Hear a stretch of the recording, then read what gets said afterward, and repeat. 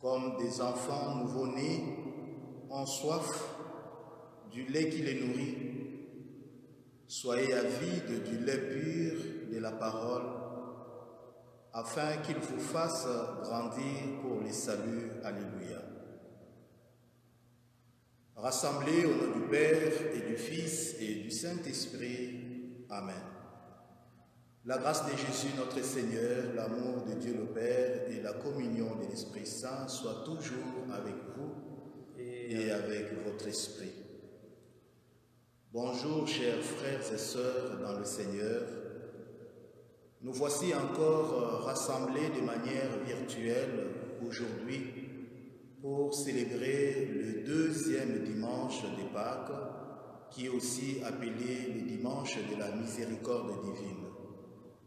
Au cours de cette célébration, demandons à Jésus miséricorde de prendre pitié du monde, de prendre pitié des familles, de prendre pitié des malades, et à son tour, qu'il nous inspire ces cœurs miséricordieux qui sait à notre tour aussi avoir pitié des autres, surtout en cette période difficile.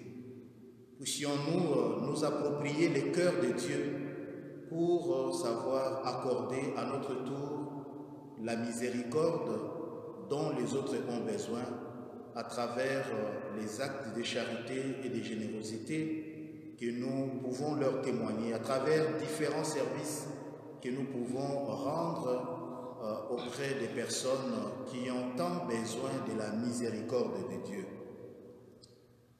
Au début de cette Eucharistie, demandons sincèrement pardon, Seigneur, pour toutes les fois où nous n'avons pas été dignes des attentes de Dieu, pour toutes les fois où nous n'avons pas été miséricordieux à notre tour, comme nous le recommande la parole de Dieu. Soyez miséricordieux comme votre Père est miséricordieux. Mais assez souvent, nous fermons les yeux. Assez souvent, nous sommes orgueilleux. Assez souvent, nous sommes arrogants au point que nous n'éprouvons pas l'urgence et la nécessité de la miséricorde de Dieu. Et avant de pouvoir lui offrir ce sacrifice, frères et sœurs, demandons sincèrement pardon au Seigneur.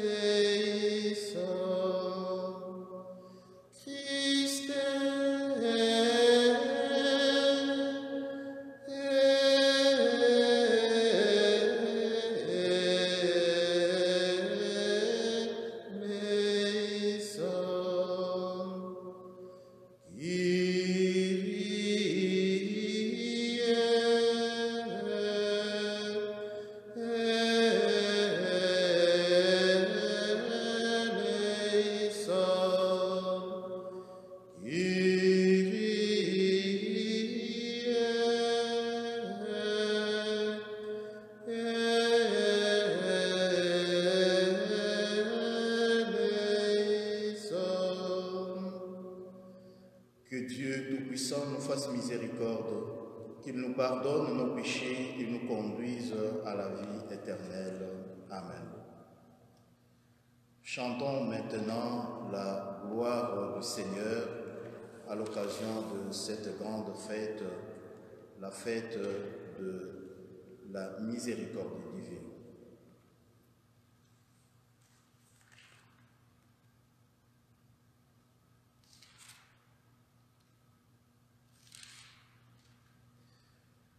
Gloire à Dieu et paix sur terre, aux hommes qu'il aime.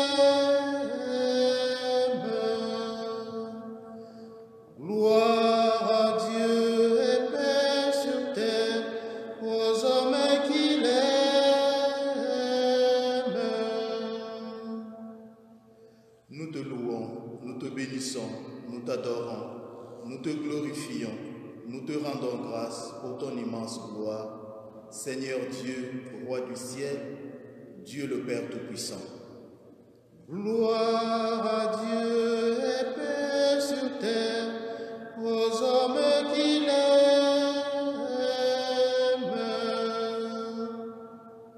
Seigneur, Fils unique Jésus-Christ, Seigneur Dieu, agneau de Dieu, le Fils du Père, toi qui enlèves les péchés du monde, prends pitié de nous. Toi qui enlèves les péchés du monde, reçois notre prière. Toi qui es assis à la droite du Père, prends pitié de nous. Gloire à Dieu et paix sur terre, aux hommes qui l'aiment. Car toi seul est saint, toi seul est Seigneur, toi seul le Très-Haut, Jésus-Christ, avec le Saint-Esprit, dans la gloire de Dieu le Père. Amen. Gloire à Dieu et paix sur terre, aux hommes qui l'aiment.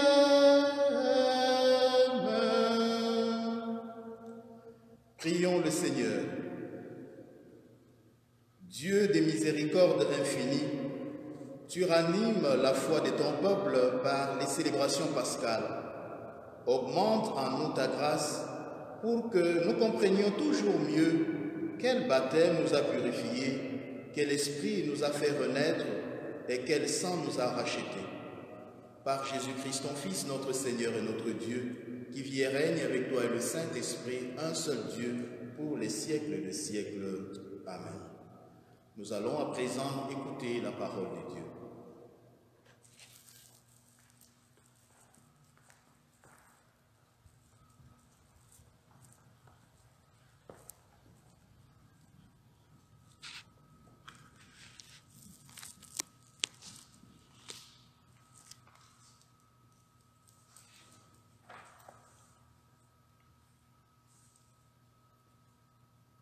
La première lecture est tirée du livre des Actes des Apôtres au chapitre 2, du 42e au 47e verset. Les frères étaient assidus à l'enseignement des apôtres et à la communion fraternelle, à la fraction du pain et aux prières. La crainte de Dieu était dans tous les cœurs à la vue des nombreux prodiges et signes accomplis par les apôtres. Tous les croyants vivaient ensemble et ils avaient tout en commun. Ils vendaient leurs biens et leurs possessions et ils en partageaient le produit entre tous en fonction des besoins de chacun. Chaque jour, d'un même cœur, ils fréquentaient assidûment le temple. Ils rompaient le pain dans les maisons. Ils prenaient leur repas avec allégresse et simplicité de cœur. Ils louaient Dieu et avaient la faveur du peuple tout entier. Chaque jour, le Seigneur leur adjoignait ceux qui allaient être sauvés. Parole du Seigneur, nous rendons grâce à Dieu.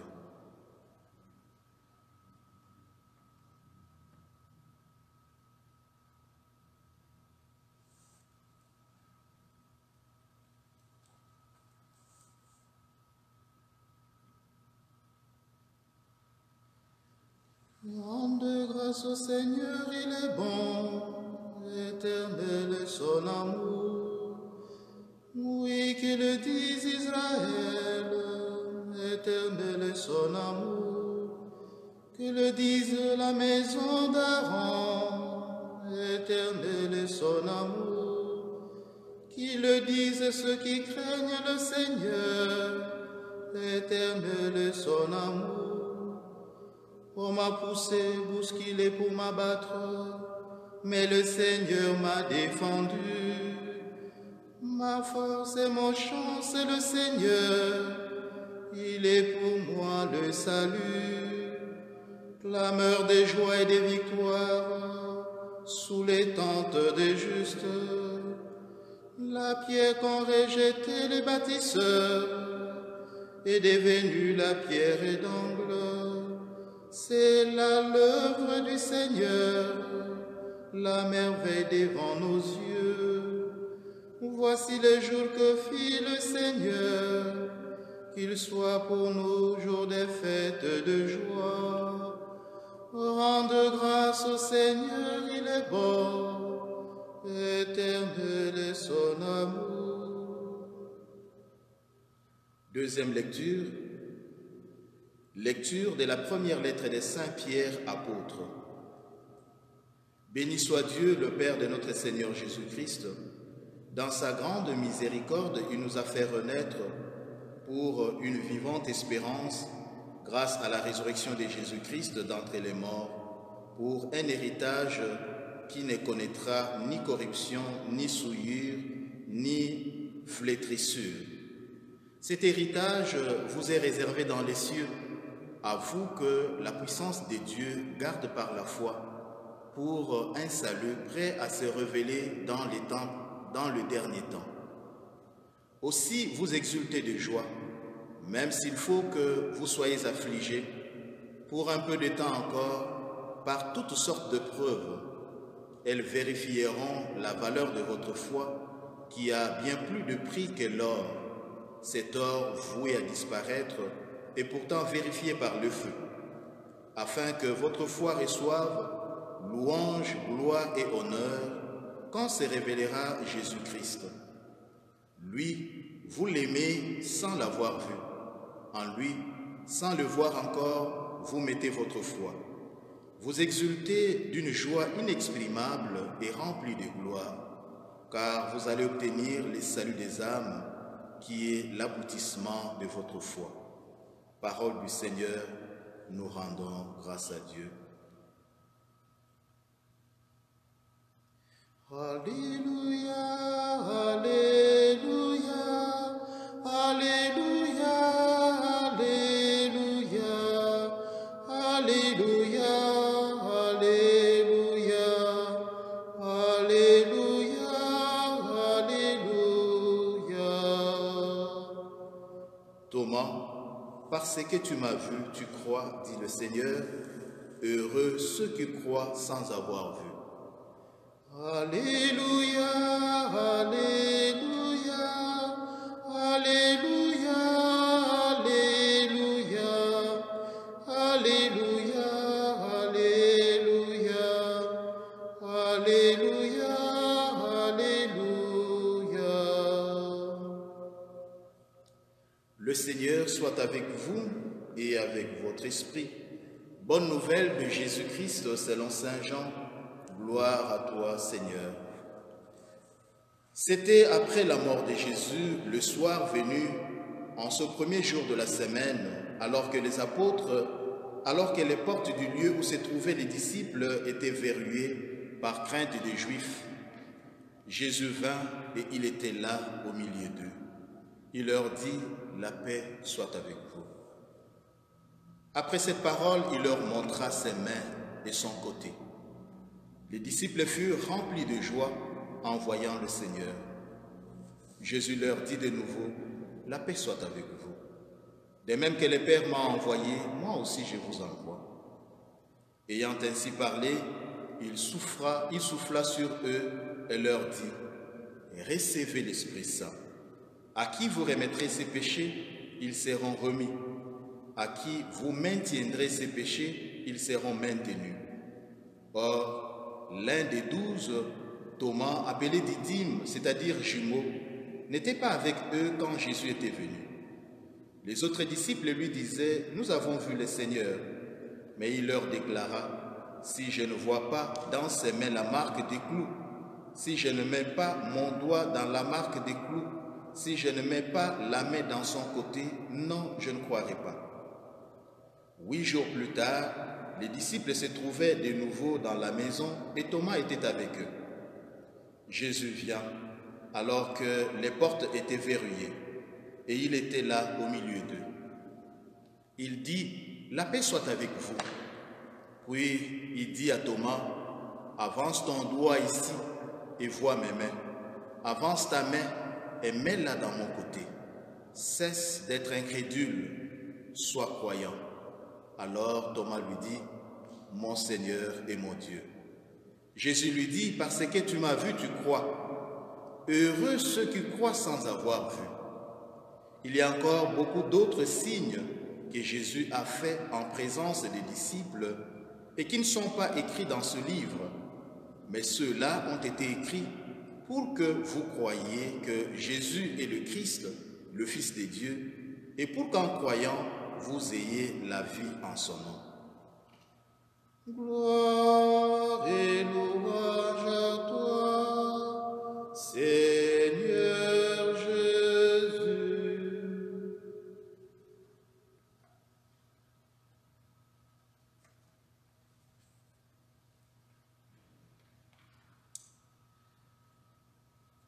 Alors, chers frères et sœurs,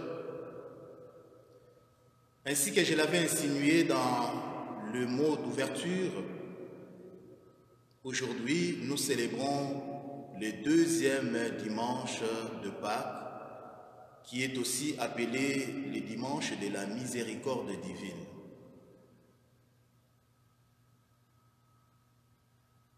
La fête de la miséricorde divine remonte des années 1985. Et c'est à Cracovie qu'au début, les révélations des sœurs Faustines en Pologne, à Cracovie, selon lesquelles le Seigneur demandait, exhortait que lui soit consacré, n'est-ce pas, le deuxième dimanche après la résurrection, qu'il lui soit consacré justement ce dimanche de la miséricorde divine, où le monde va goûter, se réfugier, s'ouvrir, s'abandonner au cœur miséricordieux des dieux. La miséricorde, c'est le nom de Dieu. La miséricorde, c'est la carte d'identité de Dieu. Et la fête s'est étendue 10 ans après, soit en 1995, dans tous les diocèses de Pologne, à la demande de la conférence épiscopale des évêques de Pologne. Et la fête avait été étendue désormais à tous les autres diocèses de Pologne.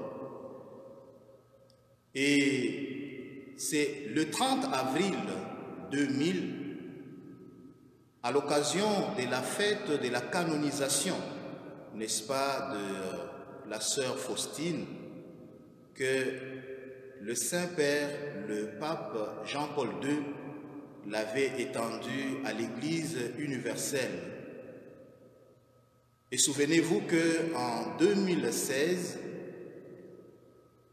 le pape François avait annoncé l'année de la miséricorde divine. Cette année, nous allons presque célébrer les 20 ans de canonisation de la sœur Faustine, mais en même temps aussi 20 ans depuis que la fête de la miséricorde divine a été étendue, n'est-ce pas, au monde entier, ou à l'Église universelle. Et à l'occasion justement de cette fête de la miséricorde divine, je voudrais, en m'inspirant des textes d'aujourd'hui, inviter les frères et les sœurs à expérimenter encore la pertinence, l'importance de nous réfugier à la miséricorde de Dieu.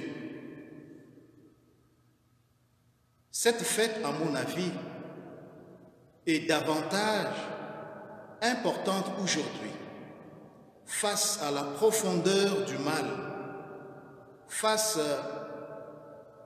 au blasphème, face à toutes sortes de mal, aux abominations que nous sommes en train de vivre dans notre monde, face au mal qui est en train d'enfermer le monde dans le noir, face au mal qui est en train de ronger le cœur de l'être humain. Nous avons encore besoin de la miséricorde de Dieu, plutôt que de nous renfermer, de continuer à nous obstiner en nous renfermant dans nos fausses certitudes, en nous renfermant dans l'orgueil de nos fausses certitudes. Abandonnons-nous plutôt humblement et simplement à la miséricorde de Dieu. Disons-lui, Seigneur, nous avons péché.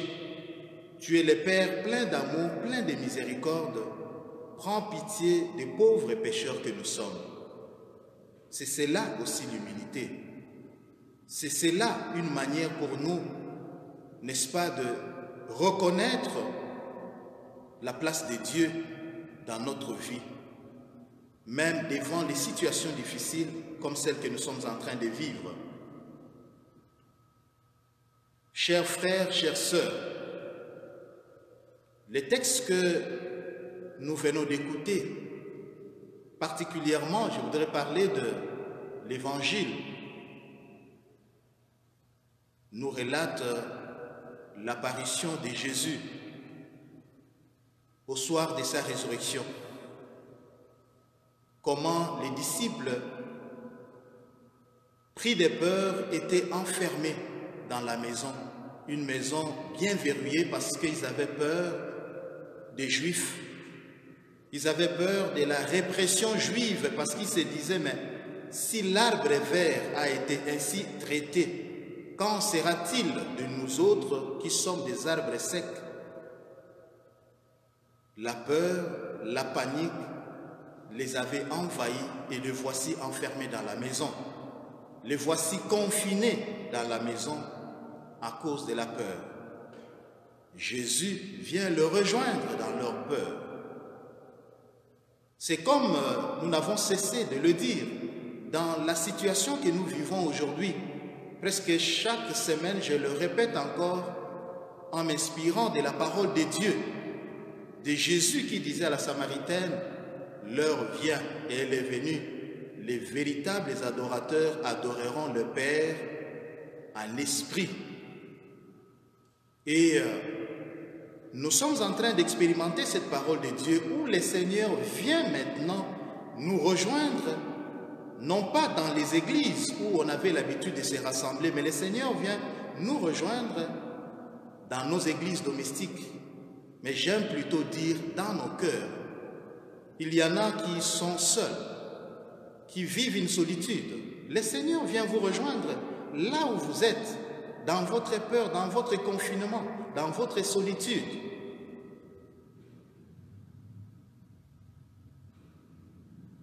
Comme quoi, à la résurrection, Jésus-Christ n'est plus à localiser à un endroit. Il n'est plus à situer à un endroit précis. Jésus est partout. Jésus est là où on l'invoque. Jésus est là où on a besoin de lui. Jésus s'identifie aux malades. Jésus s'identifie aux personnes fragilisées. Il est partout. Il est hors du temps et de l'espace. Voilà pourquoi, lorsque le Seigneur vient rejoindre ses amis qui sont pris de panique, la première des choses, il leur souhaite « la paix soit avec vous ». Ces gens, ils avaient d'abord peur des représailles juives, mais leur peur s'accentue de voir une personne qui fait irruption dans leur maison alors que toutes les portes et fenêtres sont verrouillées hermétiquement. Ils croient voir un fantôme, un revenant. Jésus leur dit, la paix soit avec vous. Et pour leur donner des signes qu'il est bel et bien vivant, il leur montre ses mains, il leur montre son côté, où on avait enfoncé les clous, où on avait percé, pour leur dire, c'est bien moi, n'ayez pas peur. La paix que Jésus souhaite, 2 fois successivement, c'est pour dire, soyez, sentez-vous en confiance, remettez-vous en confiance, c'est bel et bien moi. C'est la même paix que le Seigneur vous souhaite aujourd'hui, chers frères, chères sœurs. Nous sommes confinés par peur d'attraper la maladie. Et quand bien même il nous arrive de sortir pour aller faire les achats, nous respectons les règles de distanciation. Et lorsqu'on croise quelqu'un sur le chemin, on va se tasser dans un coin parce qu'on se soupçonne les uns les autres. On pense que c'est l'autre qui est le porteur du virus. Et chacun va se tasser à son coin pour laisser l'espace à l'autre. On a peur les uns des autres. Nous avons peur de nos emplois, des milliers d'emplois perdus. Quand on pense à la fin de cette situation, qu'est-ce qui va devenir? Quand sera-t-il après? Avec ces milliers d'emplois perdus, avec des gens qui ont perdu leurs chiffres d'affaires, leur business. Quand sera-t-il des entreprises qui sont en faillite? On a peur. Mais au milieu de cette peur, le Seigneur nous demande de lui faire confiance. Demain appartient à Dieu. Faisons-lui confiance. De la même manière qu'il nous tient à l'abri maintenant, de la même manière qu'il est avec nous pendant ce temps, de la même manière il sera avec nous, il sera avec vous. Lorsque on devra faire face à un autre défi, à d'autres défis, nous n'avons qu'à nous abandonner à sa providence, à sa miséricorde, dans le respect bien sûr des instructions, mais faisons confiance en Dieu.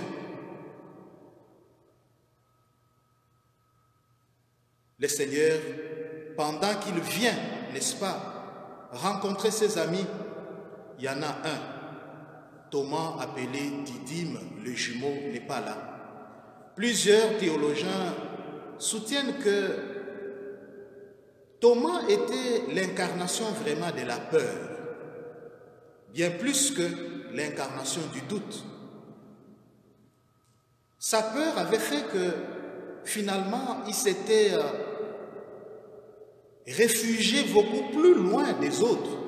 Il a couru et il est allé beaucoup plus loin que les autres. C'est pourquoi lorsque Jésus vient à la rencontre de la communauté, il vient apparaître à la communauté, il n'est pas là. Et quand il apprend que Jésus est venu à la communauté, il est venu rejoindre les amis, il ne croit pas, il doute. Il doute. Il dit, tant que je ne verrai pas, tant que je ne mettrai pas mon doigt, je ne croirai pas. Voilà l'incarnation de la peur, l'incarnation du doute. Et à propos de son doute,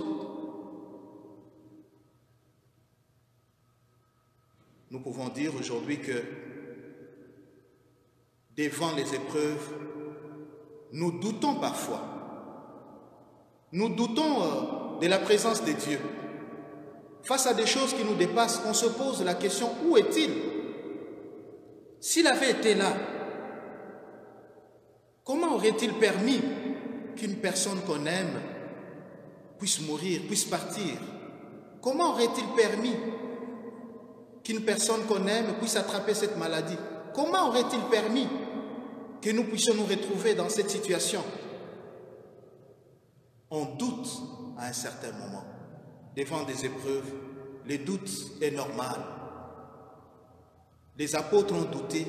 Nous aussi, nous continuons à douter devant certaines réalités. Mais le Seigneur loue plutôt, il dit, il célèbre les béatitudes de ceux qui croient sans avoir vu. Vous n'avez pas besoin de voir pour croire. Le Seigneur nous invite à la foi. Le Seigneur nous incite à lui faire confiance. Quand Dieu promet, il l'accomplit. Et donc, même au milieu de notre doute, ne perdons pas la foi. Dans les sacrements, dans les différents signes, n'est-ce pas, que le Seigneur nous donne, il est bel et bien présent il est au milieu de nous. Et Thomas, quand il va venir, finalement, il va s'incliner devant Dieu, mon Seigneur et mon Dieu. Il va s'humilier devant Dieu, n'est-ce pas? Et il va recevoir la miséricorde de Dieu. Chers frères, chères sœurs, plusieurs, comme je le disais tantôt, pour l'une ou l'autre raison, à cause du doute, à cause de la peur, un doute doublé de déception. Déception peut-être à cause des pasteurs, déception qui a plusieurs origines. Certains d'entre nous se sont éloignés de la communauté, se sont éloignés de l'Église parce qu'ils sont déçus, parce qu'ils continuent à douter dans leur foi. Prions pour ces gens-là qui doutent et surtout soyons des missionnaires pour ces personnes-là.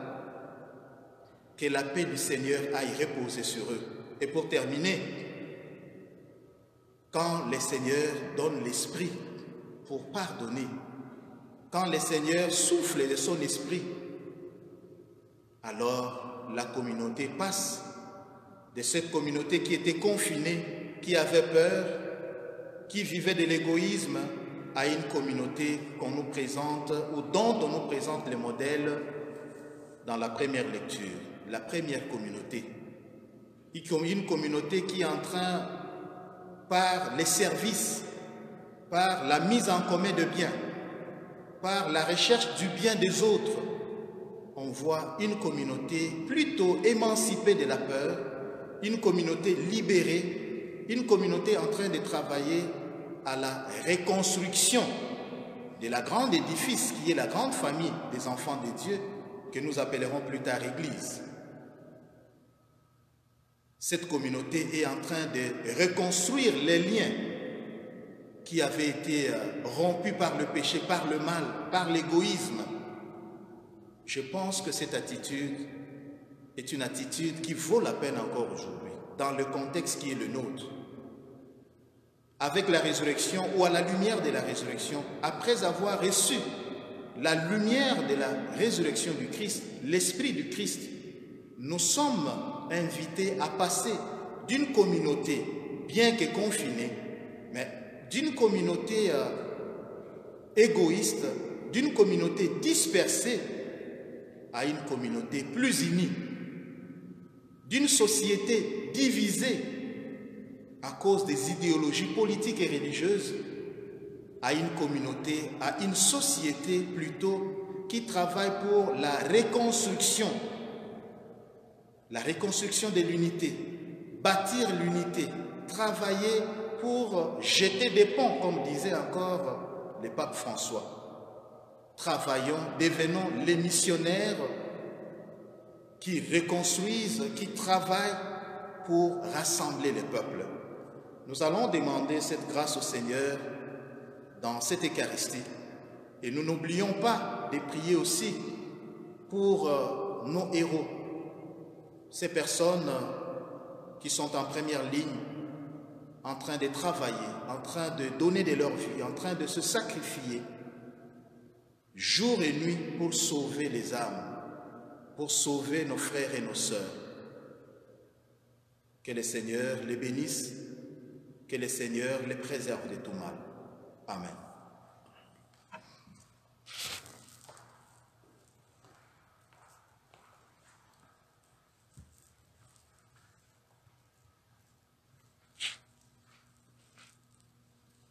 Je crois en Dieu, le Père Tout-Puissant, Créateur du ciel et de la terre, et en Jésus-Christ, son Fils unique, notre Seigneur, qui a été conçu du Saint-Esprit, est né de la Vierge Marie, a souffert sous Ponce Pilate, a été crucifié, est né, est mort, est ressuscité, le troisième jour est monté aux cieux, est assis à la droite de Dieu le Père Tout-Puissant, d'où il viendra juger les vivants et les morts. Je crois en l'Esprit Saint, à la Sainte Église catholique, à la communion des saints, à la rémission des péchés, à la résurrection de la chair, à la vie éternelle.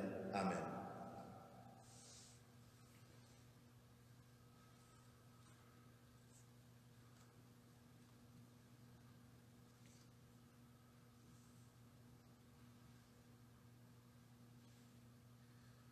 Tu es béni, Dieu de l'univers, toi qui nous donnes ce pain, fruit de la terre et du travail des humains. Nous te le présentons, il deviendra le pain de la vie. Béni soit Dieu, maintenant et toujours.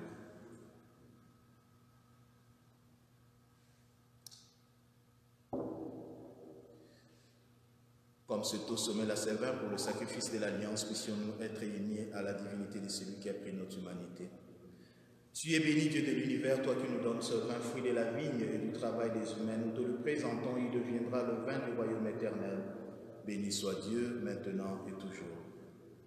Humbles et pauvres, Seigneur, nous t'en prions, exauce-nous, que notre sacrifice en ce jour trouve grâce devant toi. Lave-moi de ma faute, Seigneur, et de mon péché, purifie-moi. Prions ensemble au moment d'offrir le sacrifice de toute l'Église pour la gloire de Dieu et le salut du monde. Accueille avec bonté, Seigneur, les offrandes de tes fidèles et de tous ceux qui viennent de renaître dans le Christ. Renouvelés par la foi et le baptême, qu'ils parviennent au bonheur sans fin. Par Jésus, le Christ notre Seigneur. Amen. Le Seigneur soit avec vous et avec votre esprit. Élevons notre cœur, le tournons vers le Seigneur. Rendons grâce au Seigneur notre Dieu. C'est là et juste et bon. Vraiment, il est juste et bon de te glorifier, Seigneur, en tout temps, mais plus encore aujourd'hui, où le Christ notre Pâque est immolé, car il est l'agneau véritable qui a enlevé le péché du monde. En mourant, il a détruit notre mort. En ressuscitant, il nous a rendu la vie. C'est pourquoi le peuple des baptisés, rayonnant de la joie pascale, exulte par toute la terre, tandis que les anges dans le ciel chantent sans fin l'hymne de ta gloire. Saint, Saint, Saint, le Seigneur Dieu de l'univers, le ciel et la terre sont remplis de ta gloire. Hosanna au plus haut des cieux, béni soit celui qui vient au nom du Seigneur. Hosanna au plus haut des cieux. Toi qui es vraiment saint, toi qui es la source de toute sainteté, Seigneur, nous te prions. Sanctifie ces offrandes en répandant sur elles ton esprit, qu'elles deviennent pour nous le corps et le sang de Jésus, le Christ notre Seigneur. Au moment d'être livré et d'entrer librement dans sa passion, il prit le pain, il rendit grâce, il le rompit et le donna à ses disciples en disant: Prenez et mangez-en tous, ceci est mon corps livré pour vous. Christus vinci, Christus regnat, Christus, Christus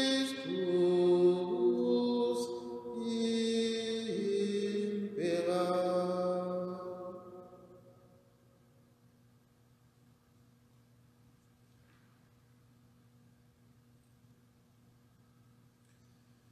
De même, à la fin du repas, il prit la coupe. De nouveau, il rendit grâce et la donna à ses disciples en disant: Prenez et buvez-en tous, car ceci est la coupe de mon sang, le sang de l'alliance nouvelle et éternelle, qui sera versé pour vous et pour la multitude en rémission de péchés. Vous ferez cela à mémoire de moi. Quoniam confirmata super nos misericordia et veritas Domini manet in aeternum. Christus vinci, Christus regnat, Christus, Christus imperat.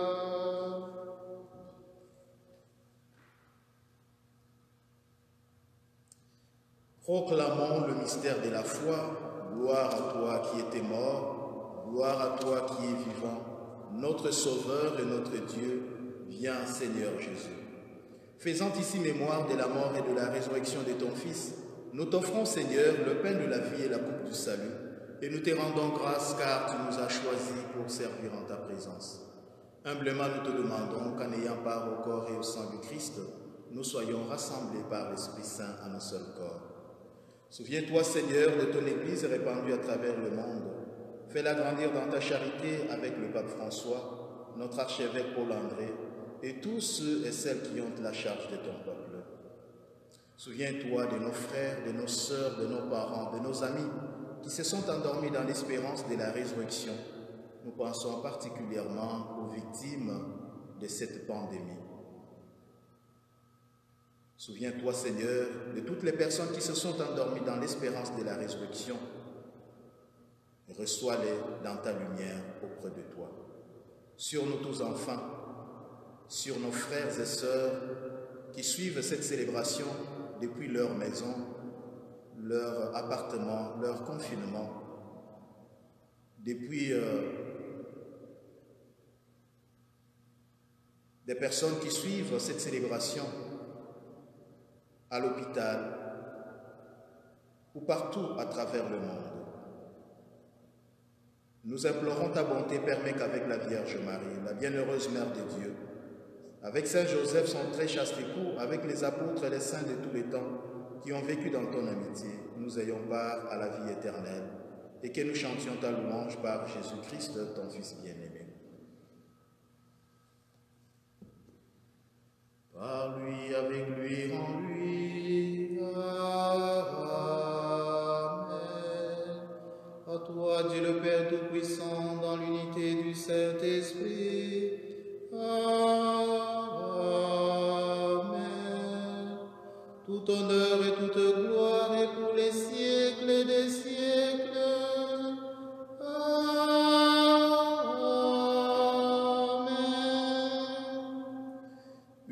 Par le même esprit, disons avec confiance la prière que nous avons reçue du Sauveur. Notre Père qui es aux cieux, que ton nom soit sanctifié, que ton règne vienne, que ta volonté soit faite sur la terre comme au ciel. Donne-nous aujourd'hui notre pain de ce jour. Pardonne-nous nos offenses comme nous pardonnons aussi à ceux qui nous ont offensés, et ne nous laisse pas entrer en tentation, mais délivre-nous du mal. Car c'est à toi qu'appartiennent le règne, la puissance et la gloire pour les siècles de siècles. Amen. Seigneur Jésus-Christ, tu as dit à tes apôtres, ce soir tu nous le redis encore, je vous laisse la paix, je vous donne ma paix. Ne regarde pas nos péchés, mais la foi de ton Église. Pour que ta volonté s'accomplisse, donne-nous toujours cette paix et conduis-nous vers l'unité parfaite, toi qui règnes pour les siècles de siècles. Amen. Que la paix du Seigneur soit toujours avec vous et avec votre esprit. Frères et sœurs, de là où vous êtes, souhaitez-vous la paix et dites à l'autre bonne fête de la miséricorde divine.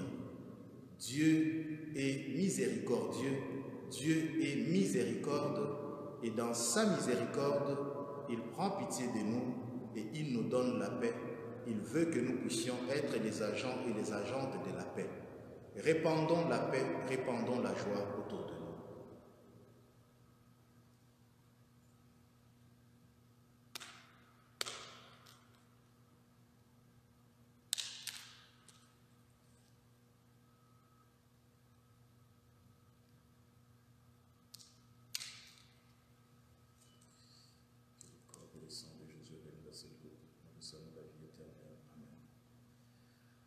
Agneau de Dieu qui enlève le péché du monde, prends pitié de nous.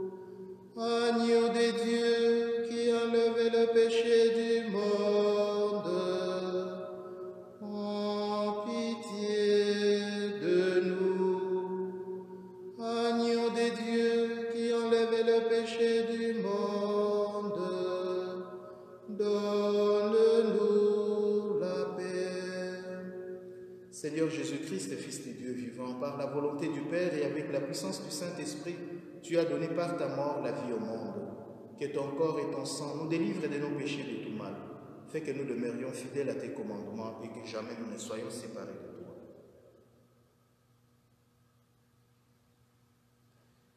Heureux et heureuses sommes-nous d'être invités à la table du Seigneur.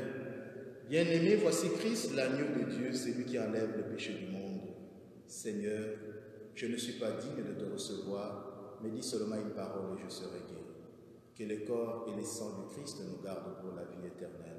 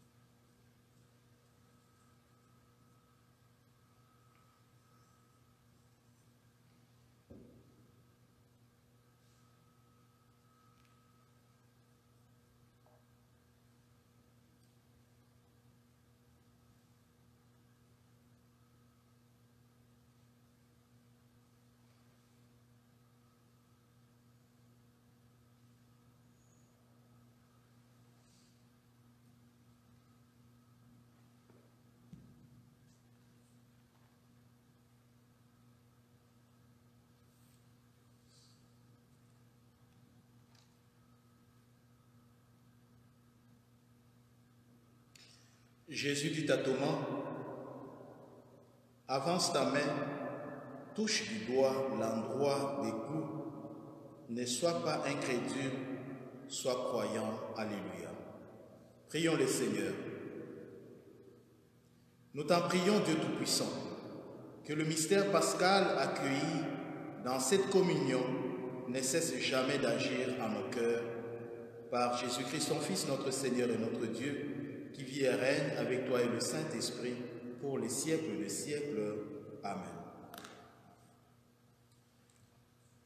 Je voudrais remercier Michel qui nous aide à faire le live. Je remercie aussi Adama qui s'est porté volontaire pour faire des reportages aussi.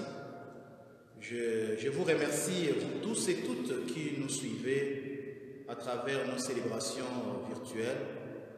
Nous venons de créer un compte Zoom Meeting. Ça nous permettra les jours à venir de prier ensemble. Déjà demain, on va prier ensemble. Et puis d'organiser, pourquoi pas, des rencontres fraternelles. Fraterniser en mode vidéoconférence malgré les confinements. Ça nous donnerait beaucoup de joie de revoir des visages que nous n'avons plus vus depuis plus d'1 mois maintenant. Alors donc, chaque fois que nous aurons une activité, je vous invite à consulter assez souvent la page Facebook de la cathédrale Saint-Joseph. Ainsi, vous aurez régulièrement des informations. Si jamais il y a une activité que nous devons organiser de manière virtuelle, vous aurez les liens là-bas. Il suffira pour vous de cliquer sur les liens et de mettre les codes d'identification pour accéder à la conférence. Alors, je vous souhaite à chacune de vous un très bon week-end, un très bon dimanche de la miséricorde divine. Que Dieu, notre Père, vous accorde sa paix. Le Seigneur soit avec vous et avec votre esprit. Que Dieu Tout-Puissant vous bénisse et vous garde, le Père, le Fils et le Saint-Esprit. Amen. Allez dans la paix du Seigneur. Alléluia, alléluia. Nous rendons grâce à Dieu. Alléluia, alléluia.